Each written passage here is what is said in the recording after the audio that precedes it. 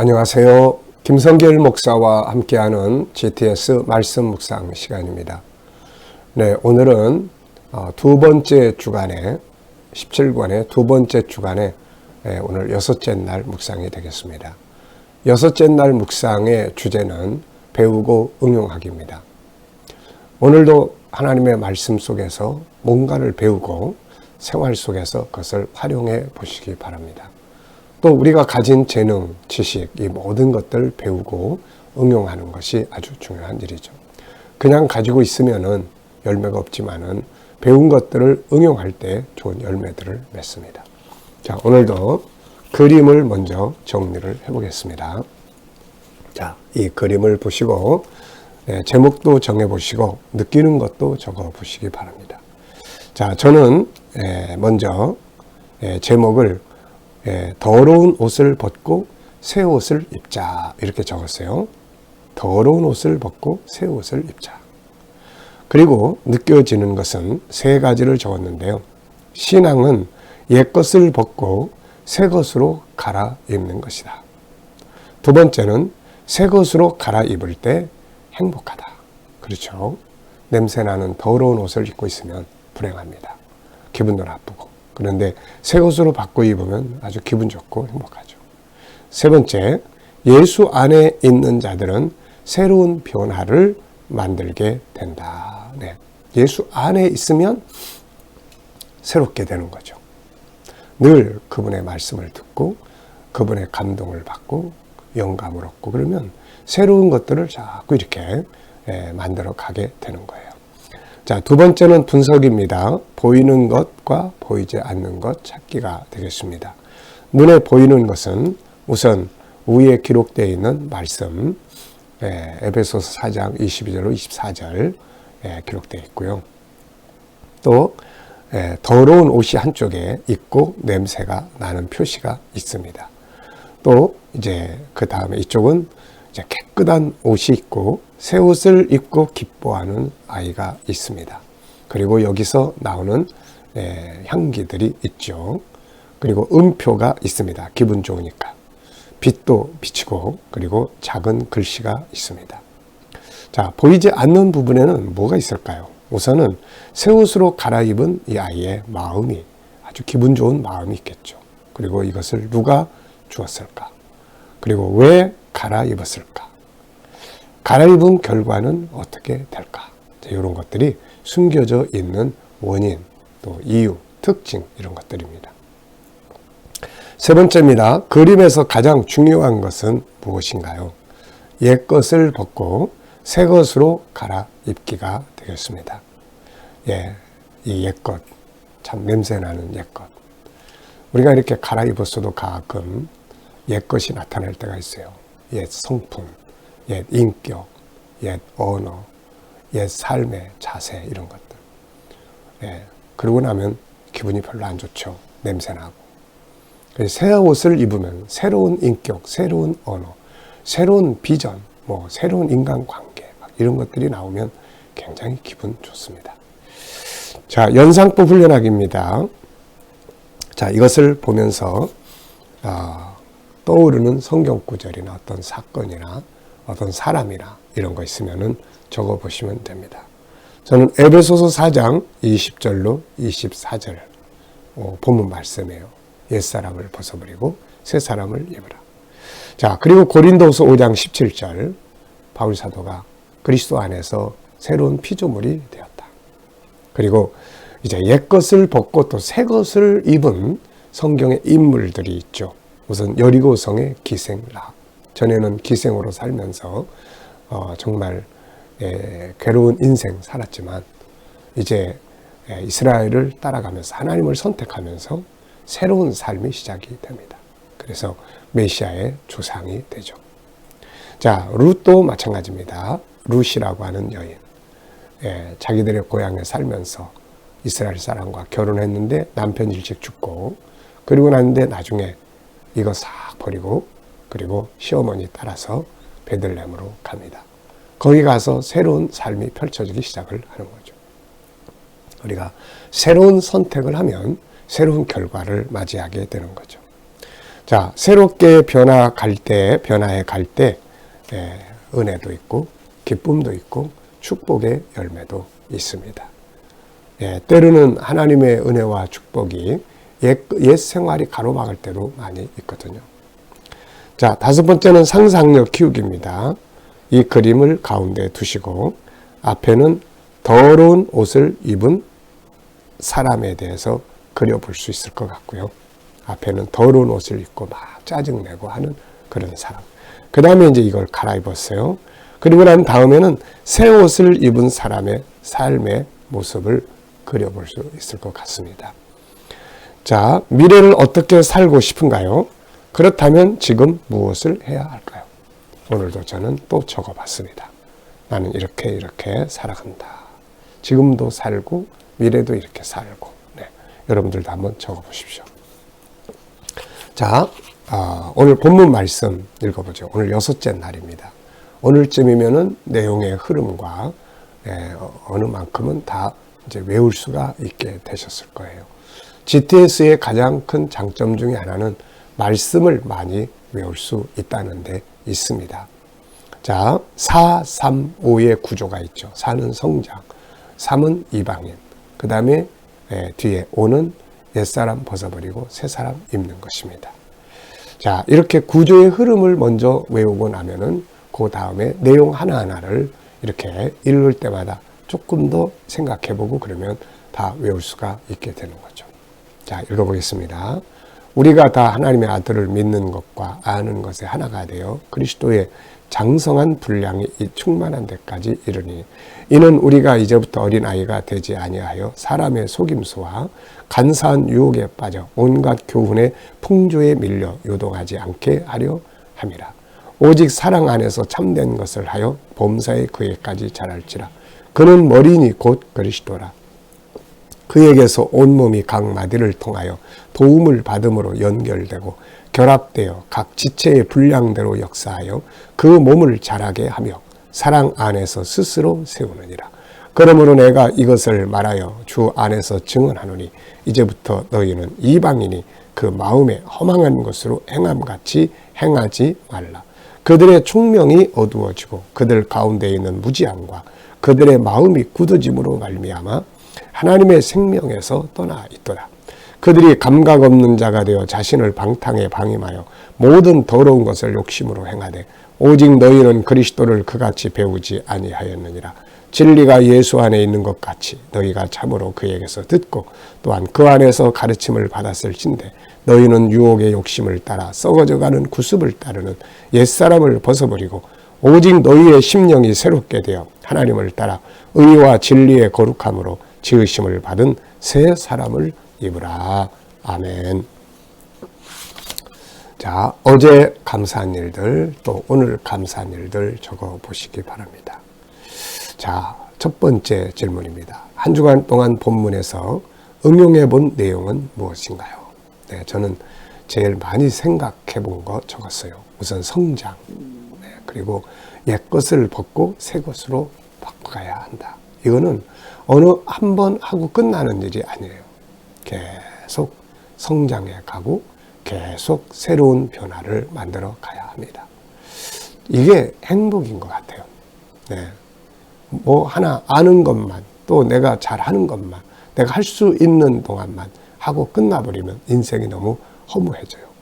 그래서 사람들이 하던 일을 어느 날 딱 멈추면 우울증이 오기 시작을 합니다. 왜 그러냐면은 상실감에서 오는 거거든요. 그래서 항상 우리는 빨리빨리 또 다음에 가야 할 목적지를 정하고 성장할 방향을 정하고 새로운 변화를 만들어 가는 방향성을 빨리빨리 정해야 합니다. 그래야 침체되지 않고 기대감과 인생의 행복을 만들어 갈 수가 있고 우리 사람들은 또 나이가 들었다고 해서 성장이 멈추는 게 아니에요. 끝까지 성장해 갈 수가 있습니다. 생각도 인격도 믿음도 얼마든지 다 성장해 갈 수 있잖아요. 자, 그래서 이걸 꼭 기억을 해야 될 것 같아요. 자, 오늘은 배우고 응용하기입니다. 그래서 두 번째 질문 13절로 16절에서 기억하고 배우며 응용해야 될 말씀. 여기서 큰 타이틀은 성장인데요. 저는 여기서 두 가지 적었습니다. 첫째, 그리스도를 아는 것과 믿는 것에 성장해 가야 한다. 여기에는 개인적 성장이 있고 또 공동체, 교회 몸의 공동체가 성장하는 것이 있습니다. 두 번째는 성장해야 될 이유는 사람의 속임수, 간사한 유혹, 또 이런 허탄한 교훈에 빠져서 요동하지 않게 하기 위해서다. 우리가 이단에게 빠져가는 것은 성장하지 못한 데서 오는 결과들이에요. 알지 못하니까, 지식의 성장이 없다 보니까 잘못된 지식을 들을 때 그걸 진리처럼 생각하고 분별하지 못하고 빠져들어가게 되는 거죠. 아는 사람들이 들어보면 아주 허탄한 이야기인데 그걸 그냥 새로운 신기한 이야기라고 그러고 따라간단 말이죠. 자, 얼마나 어리석은 이야기입니까? 네. 결론은 이단의 교주가 하나님이 되고 이단의 교주가 예수님이 되고 그가 있는 것이 천국이 된다는데 이 말도 안 되는 이야기들을 그 속임수에 빠져가지고 빠져들어가게 되는 거죠. 자, 세 번째입니다. 17절로 20절에서 기억하고 배우며 응용해야 할 말씀은 뭔가요? 자, 17절, 20절은 이제 우리에게 이제 허망한 것을 따라가는 이방인들처럼 행하지 마라. 그러면서 그들은 세 가지의 문제를 가지고 있습니다. 우선 총명이 어두워져요. 뭔가 구별을 못해. 그 다음에 무지해. 알지 못해. 그 다음에는 또 뭐예요? 이제 그 마음이 이제 강팍함. 마음이 굳어져. 자기들의 풍수에 굳어져 가지고 말 안 들어요. 이렇게 해서 결과는 하나님의 생명이 떠나 있습니다. 그러니까 이런 이방인들의 삶을 우리가 다시 쫓아가면 안 되는 거거든요. 네. 그래서 이방인들을 따라가면 안 된다. 그리고 또 하나. 그들은 이제 자기들을 그냥, 마음의 방탕과 타락에 그냥 방임해. 그래서 결국은 더러운 삶을 살아갑니다. 이런 거 따라가면 안 되죠. 자, 그 다음에 이제 21절로 24절은 이제 변화합니다. 우리 하나님 안에 있는 사람들은 하나님의 계획에 참여한 우리 성도들은 새로운 변화를 만들어 가야 되는 거죠. 그래서 예수께 배워야 한다. 주님께 배워야 돼요. 우리는 이제 예수 안에 있으니까 늘 예수님을 배워야 합니다. 예수님 배워야 돼요. 그리고 이제 옛사람 벗고 새사람을 만들어 가는 거죠. 창세기 1장 27절에 하나님의 형상을 하나씩 회복해 가는데 이것이 모델로 이 땅에 오셔서 살아주신 분이 예수님이에요. 그래서 그분의 언어, 그분의 가치관, 또 그분의 성품, 그분의 인격, 그분의 발자취 하나하나 배우면서 새 것으로 바뀌어가야 되는 거죠. 자, 이 말씀을 보면서 반성할 걸 찾는다면 뭔가요? 저는 이 말씀을 볼 때마다 항상 더 짤을 많이 붙여요. 더 성장해 가야 한다. 나는 지금 멈춰 있는가? 성장해 가고 있는가? 더 변화해 가야 된다. 나는 변화가 끝난 건가? 아니면 또 다른 변화를 추구하는가? 이런 거 보면은 저는 감사한 것이 제 장점 중에 하나가 끊임없이 연구하는, 끊임없이 앞을 향해서 가는 이게 저의 행복이면서 저의 장점인 것 같아요. 기존에 알던 방식으로 계속 그것만 하다가 끝나는 게 아니라 참 어떻게 보면 이게 복음의 본질을 찾아가는 거거든요. 계속. 그래서 제 인생은 질문 찾아서 여기까지 왔어요. 첫째 질문은 기독교의 본질은 뭔가? 방황 속에서 나를 잡아준 질문이에요. 그래서 천국운동이 탄생을 했고 그 다음에는 하나님의 사람들은 어떻게 살아야 하는가? 천국인은 어떻게 살아야 되는가? 이 질문이 G7이라는 프로그램을 만들게 됐습니다. 그리고 이제 또 새로운 질문. 어떻게 이 하나님의 말씀과 G7, 이 좋은 복음들을 수료증하고 끝나버리지 않고 매일매일 역동성 있게 살아갈 수 있을까? 그 다음에 또 어떻게 하면 우리 아이들의 이 천재성을 신앙으로 개발해 줄 수 있을까? 이 질문이에요. 그래서 이 질문을 따라서 탄생한 것이 GTS 묵상이에요. 그래서 지금은 GTS 묵상의 정착을 위해서 계속 질문하면서 안 되면 왜 안 될까? 더 쉬운 방법은 없을까? 계속 연구하면서 가고 있습니다. 그래서 이걸 저는 성장이라고 생각을 해요. 자, 여러분, 우리는 주님의 나라에 가는 날까지 이 땅에서 아버지께서 주신 소중한 날들을 살고 있습니다. 하루하루가 얼마나 귀하고 얼마나 소중하고 얼마나 아름답습니까?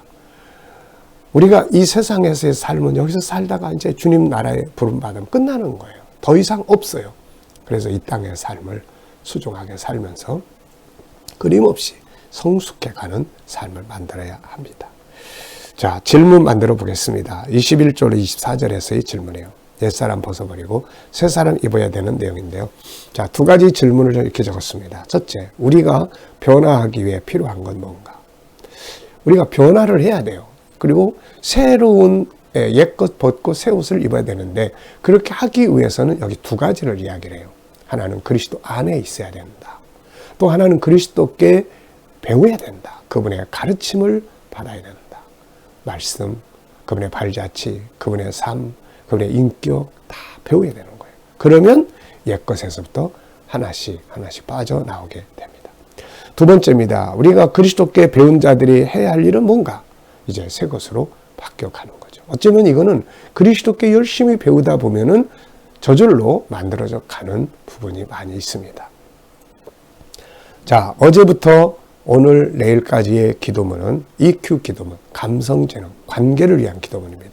어제는 다양한 관계를 받고 오늘은 이제 좋은 관계를 갖기 위해서 대화법, 경청, 공감, 따뜻한 말하기, 그 다음에 조화 이루기, 피드백 받기. 이거는 대화의 중요한 기술이에요. 이거 잘 훈련하시고 사람을 감동시키는 5가지의 말이 있습니다. 오늘도 이 말 많이 사용해 보십시오. 감사합니다. 죄송합니다. 그래서 제가 있잖아요. 제가 도와드리겠습니다. 무엇을 도와드릴까요? 이런 말들은 사람의 마음을 감동시키는 말이에요. 많이 사용해 보십시오. 오늘은 내가 가진 것 중에서 하나님 나라와 주의 영광을 위해 사용할 수 있는 것들이 무엇이 있는지, 또 오늘 어디에 있든지 간에 하나님 나라를 생각하면서 하나님의 이 계획을 생각하면서 나는 하나님의 사람이다. 이런 전제를 가지고 오늘도 인간관계들을 만들어 보시기 바랍니다. 자, 묵상하겠습니다. 자, 오늘도 먼저 본문을 쭉 생각해 보시고 그리고 이제 오늘도 내가 만날 사람들 또 그 다음에 오늘도 내가 머무르는 곳 해야 될 일 해결해야 될 문제들 주님께 물어보면서 주님이라면 이 사람 만나서 어떻게 하시겠습니까? 주님이라면 이들 만나서 무슨 말 하시겠습니까? 이 일을 할 때 어떤 자세로 하시겠습니까? 이렇게 물어보고 그 다음에 떠오르는 말씀, 지혜, 감동 이런 것들을 가지고 오늘 살아보세요. 아주 행복합니다. 자, 기도하고 마치겠습니다. 거룩하신 주님 감사합니다. 오늘도 주신 말씀 잘 기억하고 복된 하루 되게 하여 주시고 오늘도 주님 우리 자녀들, 친척들, 동료들, 믿지 않는 자들 돌아와 구원받게 하시고 오늘도 또 저희들이 머무는 곳마다 함께 해 주시고 저희들의 직장과 사업장이 복되게 하시며 저들의 만남이 복되게 하시고 오늘도 저희가 만나는 사람들마다 아름다운 교제들이 있게 하여 주옵소서. 어디에 있든 주님의 발자취를 남길 수 있게 하여 주시고 치료받는 모든 교우들 모든 질병에서 자유케 하시며 암세포들도 다 소멸되게 하여 주시옵소서. 오늘 이 나라와 민족이 함께 하시고 통치자들에게 지혜 주셔서 나라를 바르게 이끌어가게 하여 주시고 세계 곳곳에 있는 선교사님들과 저들의 사역 가운데 함께 하여 주시고 오늘도 우크라이나의 전쟁도 속히 끝나게 하여 주시옵소서. 그래 세계 경제가 다시 살아나게 하여 주시고 또 코로나도 종식돼서 우리가 다 천국 복음 들고 세계에 나가게 하여 주옵소서. 오늘은 대화법 EQ의 재능 중에 대화법을 위해 기도합니다. 언어의 지혜를 주셔서 또 좋은 말들이 오고 가게 하여 주시고 또 서로 감동을 주는 말들을 사용하게 하여 주옵소서. 감사하며 예수님의 이름으로 기도하옵나이다. 아멘.